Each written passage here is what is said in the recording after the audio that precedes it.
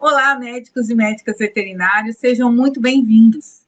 Hoje vamos falar sobre os vírus que atacam exclusivamente os gatos, o FIV e o FeLV. São doenças graves que, infelizmente, não têm cura e são conhecidas como AIDS e leucemia felina. Para falar sobre os sintomas, tratamentos e principalmente a prevenção, vamos conversar com a professora Mônica Daia. Tudo bem, professora? Seja muito bem-vinda. Olá, Daniela, tudo bem? Obrigada pelo convite e pela importância que a gente está aqui hoje presente discutindo sobre essas doenças tão graves dentro da medicina felina. Professora, o que é FIV e FeLV? Bem, a gente entende que FIV é uma sigla que designa a respeito do vírus da imunodeficiência felina, também conhecida vulgarmente falando como a AIDS felina. E o FeLV, denotado de vírus da leucemia viral felina, que é bem distinto da leucemia humana. Quais são os sintomas e tratamentos? Bem, na verdade é assim, o gatinho do FIV já é bem diferente do gatinho com FeLV, né? O gatinho com FIV, ele é diferente porque ele pode viver uma vida inteira com o vírus da imunodeficiência felina e nunca apresentar sinal clínico.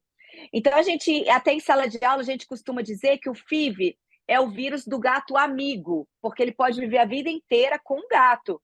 E o gato, por exemplo, vira óbito na sua fase idosa, geriátrica, sem apresentar sinal clínico. Como, por exemplo, eu já tive um gatinho portador do vírus da imunodeficiência felina e que faleceu com 15 anos de idade. E vamos combinar, com 15 anos de idade, ele poderia ter vindo a óbito com qualquer outra disfunção orgânica pela geriatria. Então, o FIV ele tem esse aspecto de boa correlação com o indivíduo, com o gato infectado. O único problema é o FeLV. O FeLV é que, infelizmente, não consegue conviver por muitos anos com esse gato. Então, por isso, aí a nossa total atenção frente a esse vírus de alta letalidade. O FIV, então, o gatinho pode ficar bem por inúmeros e inúmeros anos. Eu até costumo dizer em sala de aula que o grande inimigo nosso atual é o FeLV. Então, a importância dessa campanha da gente estar aqui alertando tanto os colegas veterinários como tutores, que realmente a gente precisa levantar essa bandeira. A gente precisa lutar contra o FeLV. O FIV é amigo. O FeLV, cabe a gente levantar essa bandeira tentando testar e imunizar toda a população felina. Acho que é só assim que a gente vai alcançar e pelo menos uma tentativa de diminuir os números que acometem nossos gatos, porque aqui no Brasil isso está disseminado de forma absurda. Dani, só para você ter uma noção, em Minas Gerais já foi publicada uma casuística de 50% dos gatos mineiros virêmicos para o FeLV. Ou seja, metade da população mineira está infectada. E outros índices nacionais chegam a alcançar 1/3 de população infectada pelo FeLV. Então, o FeLV, sim, atualmente é a nossa grande preocupação. Então, realmente, a gente precisa entrar nessa guerra tentando sempre testar e imunizar contra o vírus. Tem vacina? Dani, a vacina existe aqui no nosso país contra a leucemia felina, contra a FeLV. Atualmente, nós temos vacinas de várias marcas, inclusive sendo agora lançada até a vacina monoclonal, causando aí o estímulo imunológico com anticorpos, com a produção de anticorpos somente para o vírus da FeLV. Então, as empresas já assumem esse grande papel dessa tentativa de proteção imunológica. Então, a imunização já é uma realidade ao nosso alcance. E, claro, sempre de grande valia. Então, é importante, é de suma importância vacinar nossos gatos contra a leucemia felina. A única ressalva que eu faço é que, para o animal ele ser imunizado, a gente precisa testá-lo antes. Então, existe um teste rápido, onde o resultado é obtido em 10 minutos. A gente precisa fazer uma pequena amostra de coleta, uma amostra endoflébica, então a gente coleta o sangue do animal, realiza o teste rápido e a gente em 10 minutos já tem o resultado se o animal tem ou não ambas as doenças. E dessa forma eu vou imunizá-lo contra a FeLV de forma mais segura. A recomendação internacional da medicina felina, tanto da Sociedade Americana quanto da Sociedade Europeia de Medicina Felina, é que a gente não vacine o animal virêmico. ou seja, o animal que tem o vírus circulante, esse animal poderia ser acometido de alguma sobrecarga imune, já que ele já tem o vírus. Então, se ele tem o vírus, ele não precisa ser imunizado contra a doença. Então, basta a gente cumprir nosso papel, obedecendo o famoso teste sempre, miou, testou, e se testou e deu negativo, aí assim a gente vacina com muita segurança. E, infelizmente, para o vírus da imunodeficiência felina, é que a gente não possui a imunização aqui no nosso país. Ambas as doenças podem se disseminar desde a mamãe para o seu filhote via transplacentária ou via colostro.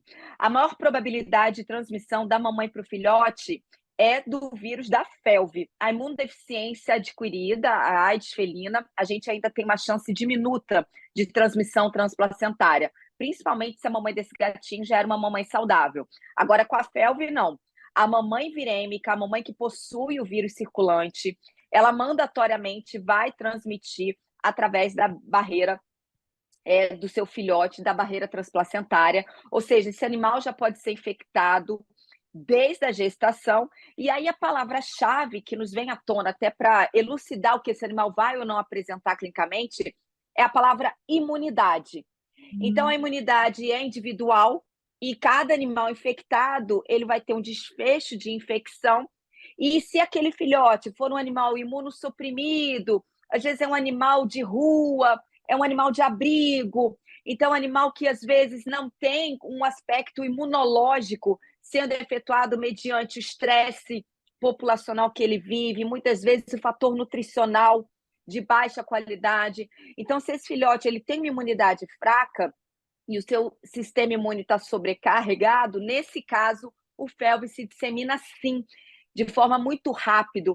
E esses animais virêmicos, infelizmente, eles podem vir a apresentar qualquer sintomatologia clínica, inclusive em fase já terminal da doença, em até 1 ano e meio a 3 anos de sobrevida com o vírus. Então, infelizmente, a gente tem um alto índice de infecção, de disseminação, de manifestação clínica e, infelizmente, de rápida mortalidade. Os humanos podem ser infectados? Não, não, não. Nós não temos nenhuma questão zoonótica. A sua pergunta é importantíssima, porque muitas vezes quando a gente fala, né, leucemia, ou pior ainda, AIDS felina, muitos tutores ficam receosos, né? E não, os vírus são totalmente espécie-específicos. Então, o retrovírus felino, ele só consegue infectar e se disseminar em células felinas, em células de gato. Como é a transmissão? Bem, Dani, na verdade, o vírus da imunodeficiência felina, o FIV, ele tem que ser mandatoriamente inoculado no gato infectado. Então, a gente diz que essa transmissão é feita principalmente através da mordedura, já que ambos os vírus não conseguem sobreviver fora do hospedeiro. Então, a transmissão do FIV se dá principalmente em gatos que brigam, em gatos que disputam territorialidade e fêmeas no cio. Então, mandatoriamente, a mordida inoculando a saliva, que contém uma carga viral altíssima. E hoje em dia, a respeito de FeLV, o que a gente já sabe é que a transmissão, ela atualmente precisa ser efetuada também de forma direta, de gato para gato. Ou seja, então a gente precisa ter principalmente a disseminação através da saliva. Então a gente costuma dizer que na FeLV esse vírus vai ser transmitido através da lambedura ou quiçá também da mordedura entre gatos. Então no caso do FeLV, basta que um gato faça lambedura de outro para que ocorra a transmissão. Então a saliva é a principal forma de disseminação viral. Bem, é importante ressaltar que eles podem permanecer sem sinais clínicos por um longo período. Como eu te falei, né, a palavra-chave é imunidade. Se houver sobrecarga imune e imunossupressão, esses animais podem manifestar diferentes manifestações clínicas. Ambos os vírus, eles vão causar imunossupressão. Os vírus, eles vão atacar os linfócitos de ajuda, os linfócitos T helper. Então, esses animais imunossuprimidos, eles podem ser acometidos por qualquer infecção secundária, infecção oportunista perante a sobrecarga imune. Ambos os vírus também podem causar oncogênese, ou seja, ambos os vírus podem causar neoplasias nos gatos, principalmente a apresentação de linfomas. E ambos os vírus também têm um tropismo muito grande em causar distúrbios medulares, em atacar a medula óssea do gato, causando hipo ou até total aplasia medular, inclusive que é uma das fases terminais da doença. Então, infelizmente, alta agressividade patogênica, tanto de AIDS quanto da leucemia felina, quando eles resolvem atacar esse indivíduo. Para a FeLV, quais os tratamentos paliativos e como evitar que essa doença agrida a saúde dos animais? Então, infelizmente, a gente está diante de retrovírus, né, Dani? Eu costumo até comparar com a medicina humana. Se não existe nenhum tipo de tratamento, nenhum tipo de cura, nem para o vírus da imunodeficiência humana, o que dirá para as retroviroses felinas? Então, nós não temos cura, não. Então, por isso que eu acho que é tão importante a prevenção, né? Como eu costumo dizer aos meus tutores, se tivesse uma forma de prevenir todo esse sofrimento, você abriria a mão? Então, não deixe de imunizar o seu gato contra a FeLV, porque atualmente, pelo menos contra a FeLV, a gente tem a vacina. Então, infelizmente, não tem cura, não existe um tratamento, vamos dizer assim, de eficácia em cura. O que nós temos atualmente são terapias paliativas que tentam minimizar a carga viral ou, quiçá, controlar essas infecções bacterianas oportunistas. Por exemplo, terapias também para inibir a proliferação neoplásica, então inibir a forma oncogênica viral. Então, esses gatos, muitas vezes, eles são submetidos a tratamentos oncológicos para tratar os linfomas que são portadores. Então, a gente acaba tratando o sinal clínico. Infelizmente, atualmente, o que a gente tem, inclusive, uma terapia antiviral já bem disseminada. A gente tem um antiviral chamado Raltegravir, que a gente usa da medicina humana para tentar diminuir carga viral. O único problema, Dani, é que nós, médicos veterinários, não temos como prescrever o antiviral, porque existe um diário, desde 1998, que proíbe a prescrição de qualquer agente antiviral por nós, médicos veterinários brasileiros. Então, lá nos Estados Unidos, por exemplo, eles podem prescrever o Raltegravir. Nós não podemos. Lá eles têm excelentes respostas com o uso do Raltegravir. Então, esse antiviral pode diminuir a carga do paciente, e se a gente diminuir essa carga viral, o indivíduo pode ficar bem. Então, o felino ele pode ficar com a doença, entre aspas, controlada. Mas a gente aqui no Brasil não pode nem fazer a prescrição. Então, só para você ter uma notoriedade, se eu prescrever o fármaco e o meu tutor, né, o tutor do meu paciente, ele chegar ali na farmácia, ele não consegue a compra do medicamento. Então, infelizmente, ainda temos grandes barreiras no nosso país que impedem, inclusive, um controle de prescrição de carga viral. Então, infelizmente, o que está ao nosso alcance é tentar sempre melhorar a imunidade, controle da imunidade e tratar sempre os sinais clínicos secundários. E eu costumo dizer que para controle de imunidade, eu acredito muito na terapia do amor. Então, nossos gatos, eles precisam receber boas condições higiênico-sanitárias, bom aspecto nutricional e evitar estresse, evitar brigas em populações superpopulacionais. Então, acho que se a gente tentar evitar o estresse e sempre tentar oferecer esse animal um ambiente de grande valia, isso pode ser fundamental para o aspecto imunológico, impedindo a progressão viral. Para os gatos que têm FeLV, existem alguns que não manifestam a doença? Agora, no caso do FeLV, a grande maioria que está virêmica vai disseminar manifestação clínica em até 1, 3 ou até 4 anos de vida. Tá? É importante ressaltar que o FeLV ele tem diversos desfechos de infecção. Dani, você acredita que tem gato que o vírus está em latência e não aparece nesse exame de sangue rápido? O vírus fica escondido dentro do núcleo da célula. E o teste rápido ele só detecta se o vírus estiver ali, infelizmente, em circulação. Então, esse vírus que está em latência, na verdade, ele se esconde do nosso teste rápido. O teste rápido acaba que não pode identificar. E, nesse caso, colegas que suspeitam da infecção vão pedir outras metodologias diagnósticas, como, por exemplo, o PCR, a biologia molecular. Aí sim, a PCR, que tenta identificar o DNA viral escondido lá dentro da célula, vai poder nos dar um resultado mais assertivo.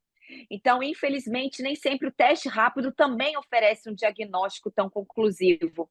Então, só para a gente tentar entrar nesse mundo de felve e entender os inúmeros desfechos de infecção.